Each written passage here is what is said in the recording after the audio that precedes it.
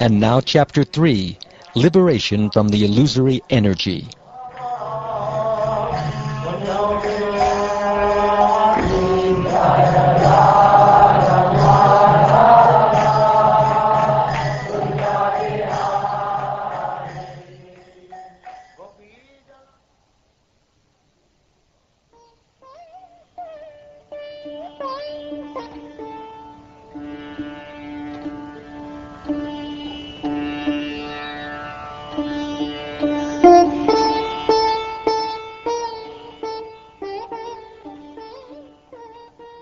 King Nimi said, "Now we wish to learn about the illusory potency of the Supreme Personality of Godhead, Sri Vishnu, which bewilders even great mystics.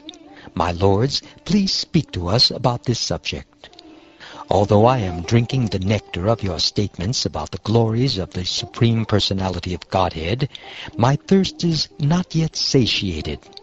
Such nectarine descriptions of the Lord and His devotees are the actual medicine for conditioned souls like me, who are tormented by the threefold miseries of material existence."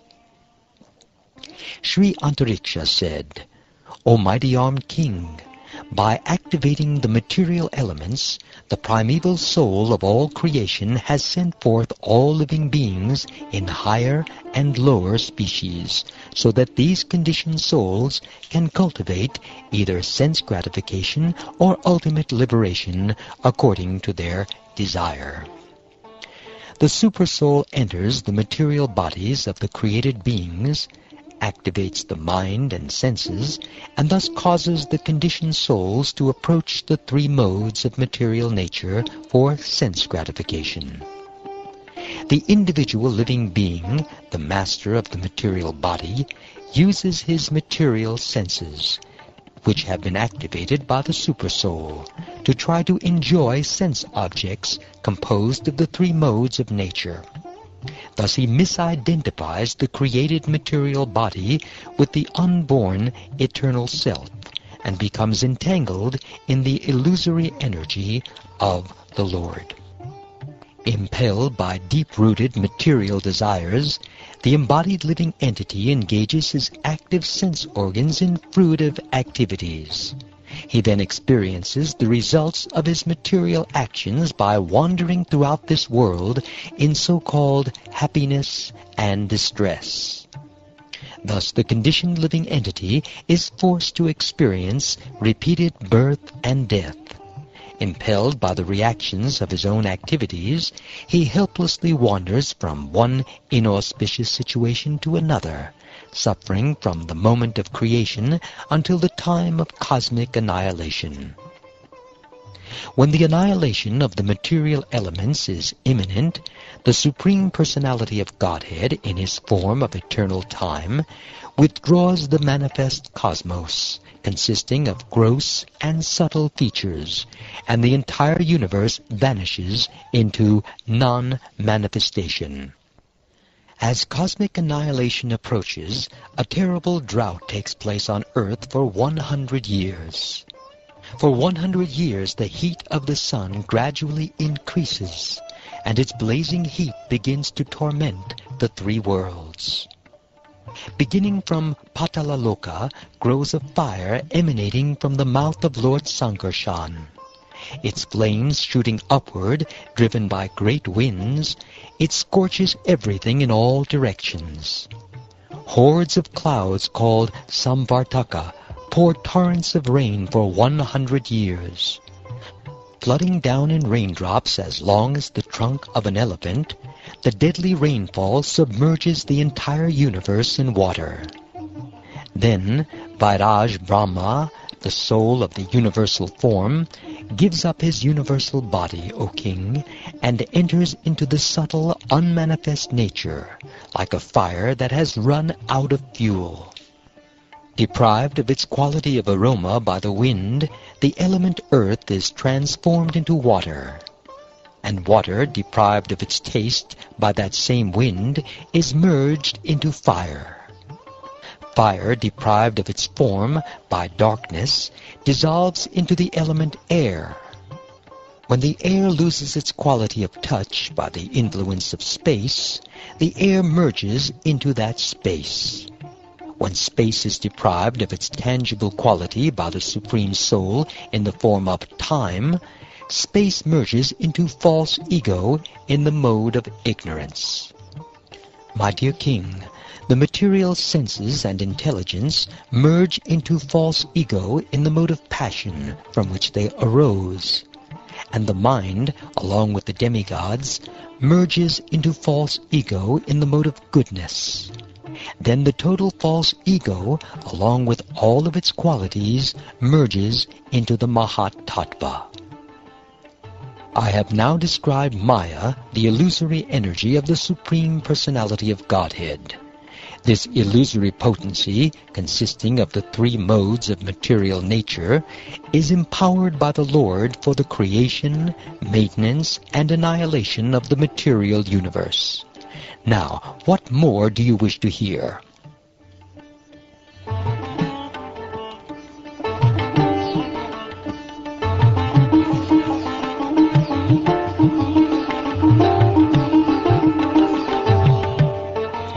King Nimi said, O great sage, please explain how even a foolish materialist can easily cross over the illusory energy of the Supreme Lord, which is always insurmountable for those who are not self-controlled. Sri Prabhupada said, accepting the roles of male and female in human society, the conditioned souls unite in sexual relationships. Thus they constantly make material endeavors to eliminate their unhappiness and unlimitedly increase their pleasure. But one should see that they inevitably achieve exactly the opposite result. In other words, their happiness inevitably vanishes, and as they grow older, their material discomfort increases. Wealth is a perpetual source of distress. It is most difficult to acquire, and it is virtual death for the soul. What satisfaction does one actually gain from his wealth? Similarly, how can one gain ultimate or permanent happiness from one's so-called home, children, relatives, and domestic animals, which are all maintained by one's hard-earned money? One cannot find permanent happiness even on the heavenly planets, which one can attain in the next life by ritualistic ceremonies and sacrifices. Even in material heaven, the living entity is disturbed by rivalry with his equals and envy of those superior to him. And since one's residence in heaven is finished with the exhausting of pious fruitive activities, the denizens of heaven are afflicted by fear, anticipating the destruction of their heavenly life. Thus they resemble kings who, though enviously admired by ordinary citizens, are constantly harassed by enemy kings, and who therefore never attain actual happiness. Therefore, any person who seriously desires real happiness must seek a bona fide spiritual master and take shelter of him by initiation. The qualification of the bona fide guru is that he has realized the conclusions of the scriptures by deliberation and is able to convince others of these conclusions. Such great personalities who have taken shelter of the Supreme Godhead, leaving aside all material considerations, should be understood to be bona fide spiritual masters. Accepting the bona fide spiritual master as one's life and soul and worshipable deity, the disciple should learn from him the process of pure devotional service. The Supreme Personality of Godhead, Hari, the soul of all souls, is inclined to give himself to his pure devotees. Therefore, the disciple should learn from the spiritual master to serve the Lord without duplicity, and in such a faithful and favorable way that the Supreme Lord, being satisfied, will offer himself to the faithful disciple. A sincere disciple should learn to dissociate the mind from everything material and positively cultivate association with his spiritual master and other saintly devotees. He should be merciful to those in an inferior position to him, cultivate friendship with those on an equal level, and meekly serve those in a higher spiritual position. Thus he should learn to deal properly with all living beings. To serve the spiritual master, the disciple should learn cleanliness, austerity, tolerance, silence, study of Vedic knowledge, simplicity, celibacy, non-violence, and equanimity in the face of material dualities such as heat and cold, happiness and distress. One should practice meditation by constantly seeing oneself to be an eternal, cognizant spirit soul, and seeing the Lord to be the absolute controller of everything.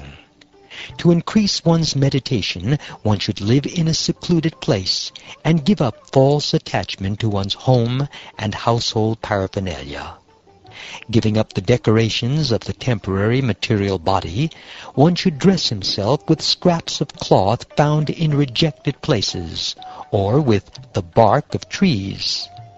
In this way, one should learn to be satisfied in any material situation.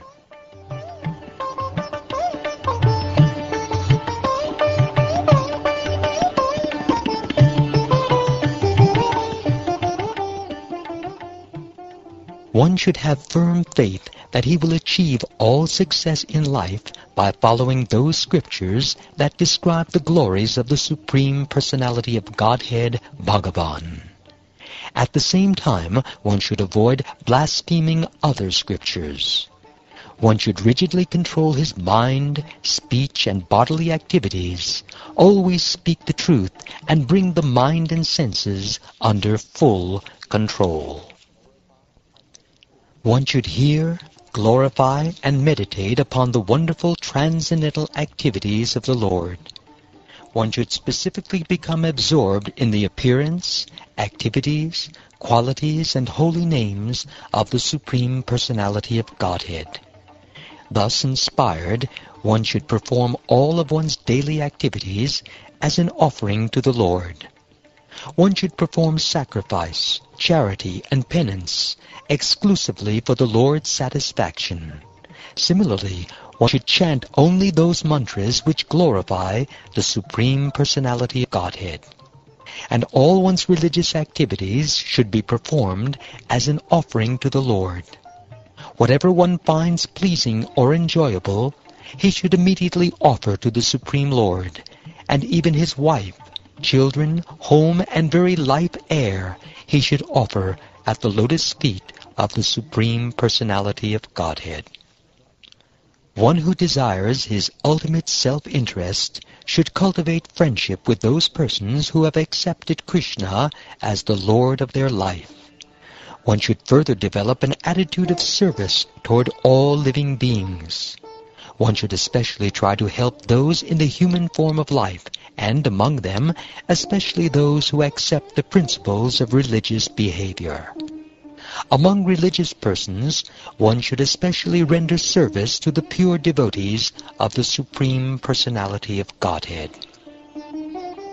One should learn how to associate with the devotees of the Lord by gathering with them to chant the glories of the Lord. This process is most purifying. As devotees thus develop their loving friendship, they feel mutual happiness and satisfaction, and by thus encouraging one another, they are able to give up material sense gratification, which is the cause of all suffering. The devotees of the Lord constantly discuss the glories of the Personality of Godhead among themselves. Thus they constantly remember the Lord and remind one another of his qualities and pastimes. In this way, by their devotion to the principles of bhakti yoga, the devotees please the Personality of Godhead, who takes away from them everything inauspicious. Being purified of all impediments, the devotees awaken to pure love of Godhead, and thus, even within this world, their spiritualized bodies exhibit symptoms of transcendental ecstasy, such as standing of the bodily hairs on end. Having achieved love of Godhead, the devotees sometimes cry out loud, absorbed in thought of the infallible Lord. Sometimes they laugh, feel great pleasure, speak out loud to the Lord, dance or sing. Such devotees, having transcended material conditional life, sometimes imitate the unborn Supreme by acting out his pastimes, and sometimes, achieving his personal audience, they remain peaceful and silent. Thus, learning the science of devotional service and practically engaging in the devotional service of the Lord, the devotee comes to the stage of love of Godhead. And by complete devotion to the Supreme Personality of Godhead, Narayan, the devotee easily crosses over the illusory energy, Maya, which is extremely difficult to cross.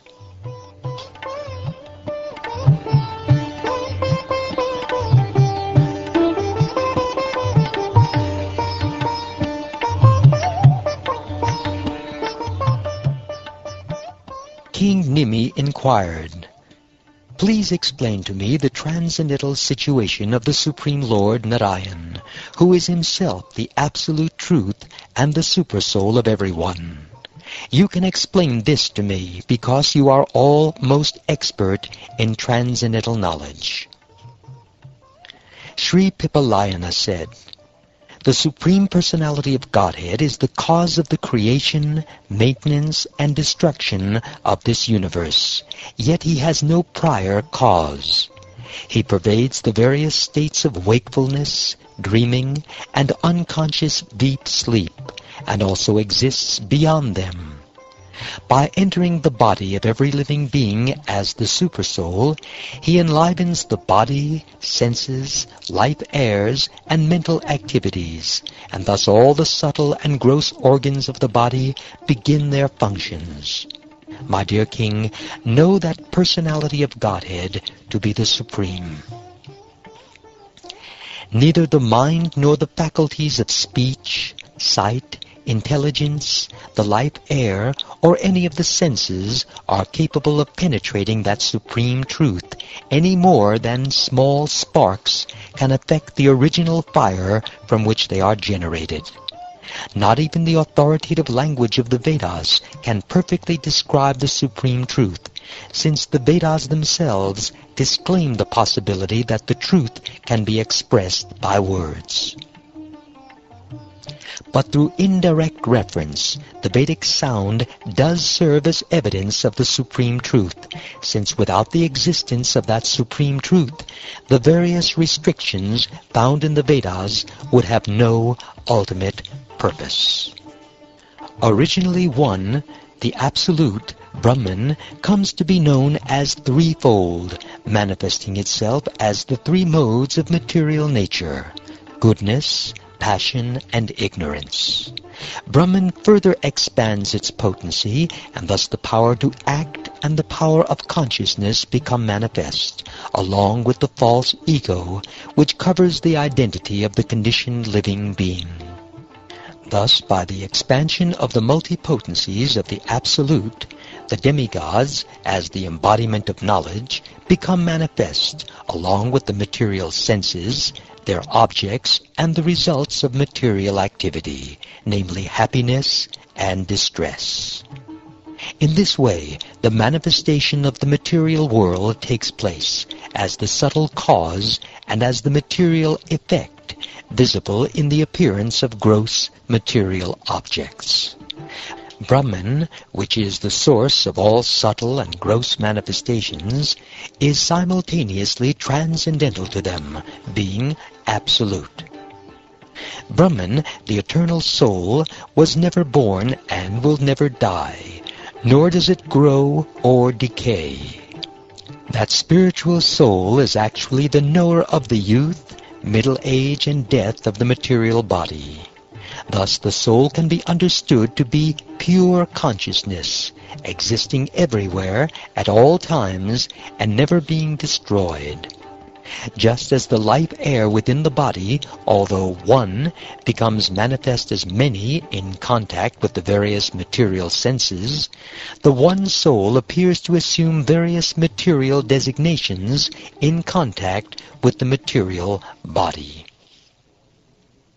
The spirit soul is born in many different species of life within the material world. Some species are born from eggs, others from embryos, others from the seeds of plants and trees, and others from perspiration. But in all species of life, the prana, or vital air, remains unchanging and follows the spirit soul from one body to another.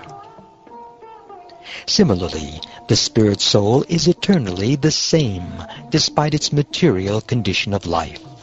We have practical experience of this. When we are absorbed in deep sleep without dreaming, the material senses become inactive, and even the mind and false ego are merged into a dormant condition.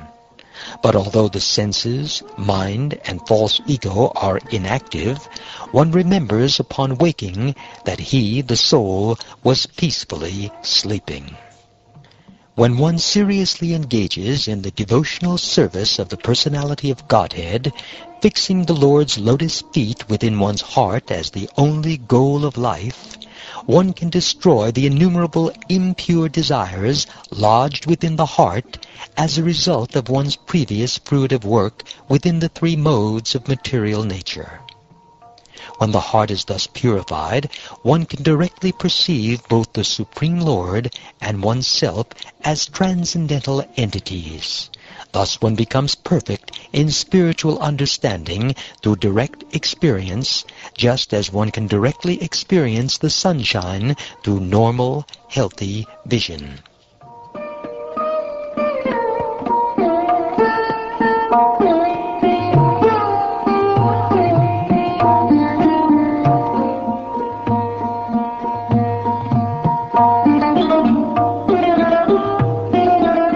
King Nimi said, "O great sages, please speak to us about the process of karma yoga.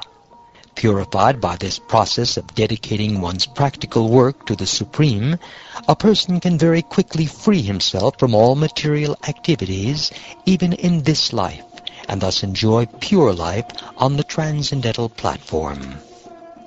Once in the past, in the presence of my father, Maharaj Ikshvaku, I placed a similar question before 4 great sages who were sons of Lord Brahma. But they did not answer my question.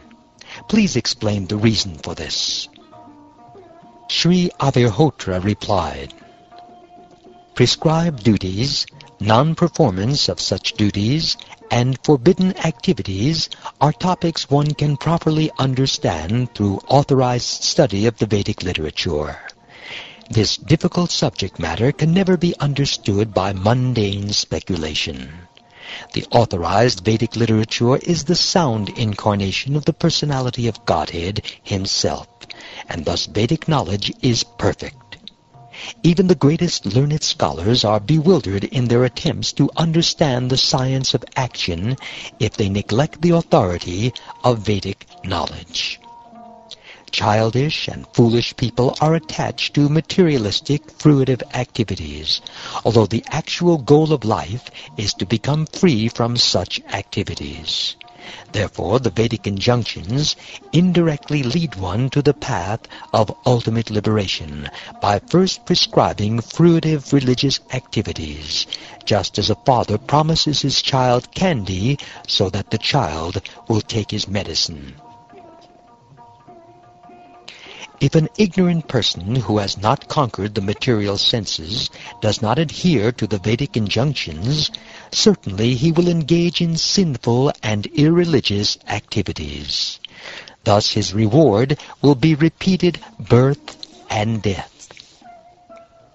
By executing without attachment the regulated activities prescribed in the Vedas, offering the results of such work to the Supreme Lord, one attains the perfection of freedom from the bondage of material work. The material fruitive results offered in the revealed scriptures are not the actual goal of Vedic knowledge, but are meant for stimulating the interest of the performer. One who is desirous of very quickly cutting the knot of false ego that binds the spirit soul should worship the Supreme Lord, Keshava, by the regulations found in Vedic literatures such as the Tantras. Having obtained the mercy of his spiritual master, who reveals to the disciple the injunctions of Vedic scriptures, the devotee should worship the Supreme Personality of Godhead in the particular personal form of the Lord the devotee finds most attractive. After cleansing oneself, purifying the body by pranayam, bhuta shuddhi, and other processes, and marking the body with sacred tilak for protection, one should sit in front of the deity and worship the Supreme Personality of Godhead. The devotee should gather whatever ingredients for worshipping the deity are available, make ready the offerings, the ground, his mind, and the deity, sprinkle his sitting place with water for purification, and prepare the bathing water and other paraphernalia. The devotee should then place the deity in his proper place, both physically and within his own mind, concentrate his attention, and mark the deity's heart and other parts of the body with tilak. Then he should offer worship with the appropriate mantra. One should worship the deity along with each of the limbs of his transcendental body, his weapons such as the Sudarshan Chakra, his other bodily features, and his personal associates. One should worship each of these transcendental aspects of the Lord by its own mantra, and with offerings of water to wash the feet, scented water, water to wash the mouth, water for bathing, fine clothing and ornaments, fragrant oils, valuable necklaces, unbroken barley corns, flower garlands, incense, and lamps. Having thus completed the worship in all its aspects, in accordance with the prescribed regulations, one should then honor the deity of Lord Hari with prayers and offer obeisances to him by bowing down. The worshipper should become fully absorbed in meditating upon himself as an eternal servant of the Lord, and should thus perfectly worship the deity, remembering that the deity is also situated within his heart. Then he should take the remnants of the deity's paraphernalia, such as flower garlands, upon his head, and respectfully put the deity back in his own place, thus concluding the worship. Thus the worshipper of the Supreme Lord should recognize that the personality of Godhead is all-pervading, and should worship him through his presence in fire, the sun, water, and other elements, in the heart of the guest one receives in one's home, and also in one's own heart. In this way the worshipper will very soon achieve liberation.